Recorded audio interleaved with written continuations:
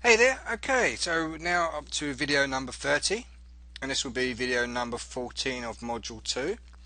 And in this module we're going to be talking about the MACD, and the MACD is a moving average convergence divergence indicator. Alright, there are two MACD indicators that you can use. One is actually referred to as the MACD, as you can see here in capital letters, and there's also one in the custom indicators as well called the MACD. The only difference between those two MACDs, ignore this one for the moment, this is IMACD, just concentrate on that MACD there. The only difference between those two is go ahead and apply those to the chart. Okay, leave all of these settings as they are. You can leave the colors as they are as well, but I think you might want to change the silver over to maybe a black so you can actually see it. Okay, and the other one, if we place that on there as well and drop it on the chart, go to the colors and let's change that to black so we can see it. That's all the difference really is. So it's completely up to you. If you like to have the figure bars, you can choose the one from the custom indicators, or if you want the one with the smaller bars, you can choose that. But again, on the same note, is you can just change the thickness, so they're pretty much identical. Alright, so I'm going to delete that one for the moment and just use the one from the main indicators list. Okay, I'm going to leave some of the nitty gritty until later in the videos, where I'm going to show you things like the power trade and the MACD breakout and stuff like that. I'm going to show you those in later modules when we get to using combinations of different strategies and indicators together. Okay, so but this briefly, for the most part, here's what you really need to understand. When you have the histogram here that you depict by the black lines here, black horizontal lines, again we have the 0, line here, which is also referred to as the vertical scale. Alright, we have the histogram, we've got a bottom part of the histogram, and we have the top part of the histogram.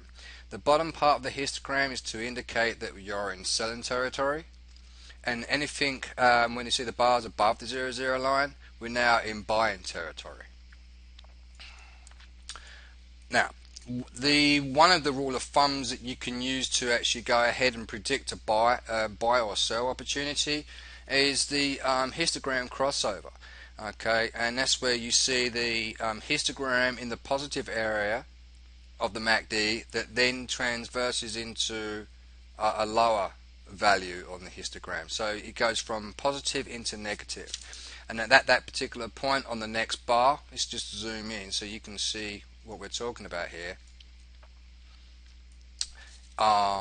Here we can see that it's gone from positive into negative, and that will be your sell trade. Alright, that'll be your sell notification. And then when it changes again from negative to positive, you close a trade and go long. Now, it doesn't always work like that. Now, you see these two indicators that I'm about to show you. You see this one here, the MACD example? Well, that actually works based on basically when the histogram goes into negative territory for the first time. From when it's switched from positive into negative, it goes short. That's what this expert advisor does, that trades on its own. And then it will close the sell trade, then it will go long here. And then when eventually it gets to here, it will close that sell trade. I can tell you right now, that does not work. That does not work. But it does make open and close trades from time to time, but it's not always profitable. So I would ignore that particular public rule of thumb that's basically tells you how to use that as a signal, but don't, because it doesn't always work out. And you can see from this instance here where it's asking us to go short, and the currency pair doesn't really go down that much. Alright, and then it goes back into positive territory here, and that would have been a bad trade for us.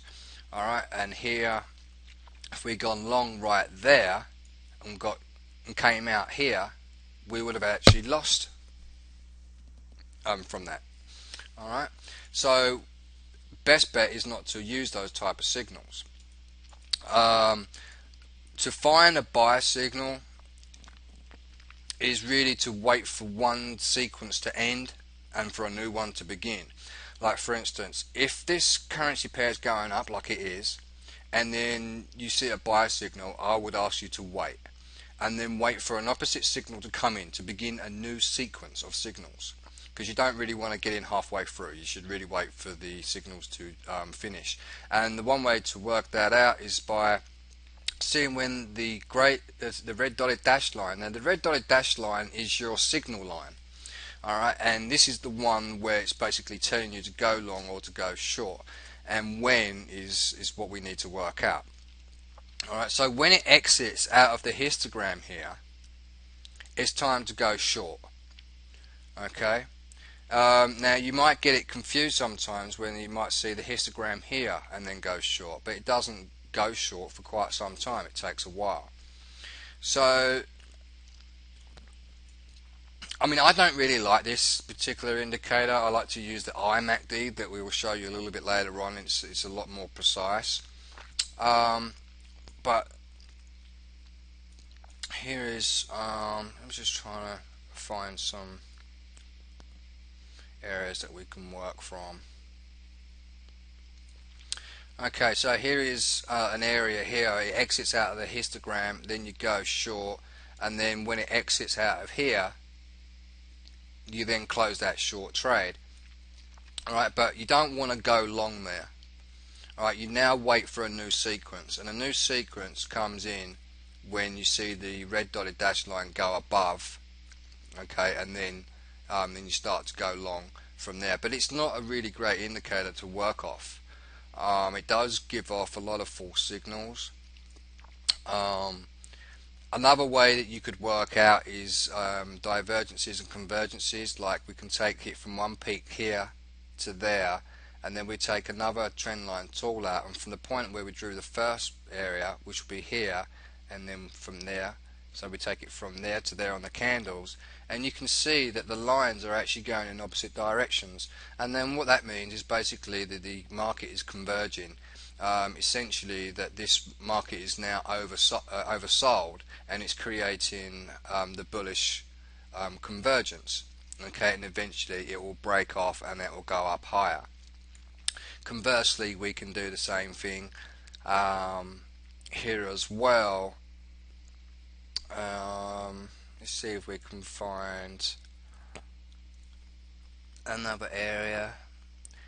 Okay, here is a bearish divergence, and we can see that from one peak to the next the line's coming down, and we take it from this peak to that peak, which is where we drew it. Is peak number one, that's peak number one, peak number two, peak number two. So we've drawn it from there, and you can see that they're actually repelling away from each other.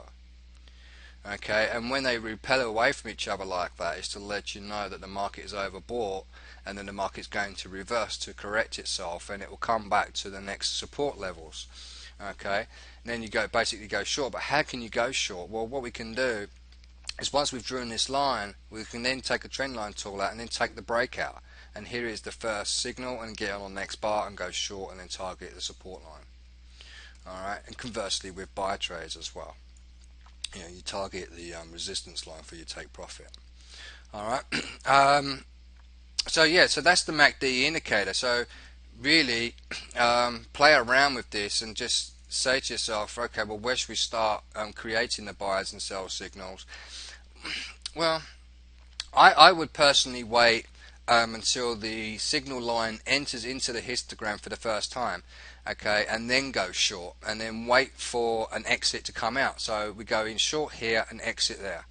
Alright, now you're not going to have perfect trade after perfect trade after perfect trade all the time. Okay, so let's go back quite a way back and let's do some simulations to see what would actually happen if we did it based on this way. Alright, so here we have a signal line. It's going up to approach the 0-0 line, then it starts to cross back into this negative territory, and it starts biting into the histogram, and eventually the market starts to come down. Now when you start seeing that this still bites into the histogram, it's an indication to stay in the trade. Okay, and only exit the trade when the signal line exits out of it. Now this has been exited from a sell trade, so we've gone from here to there, and now we need to wait.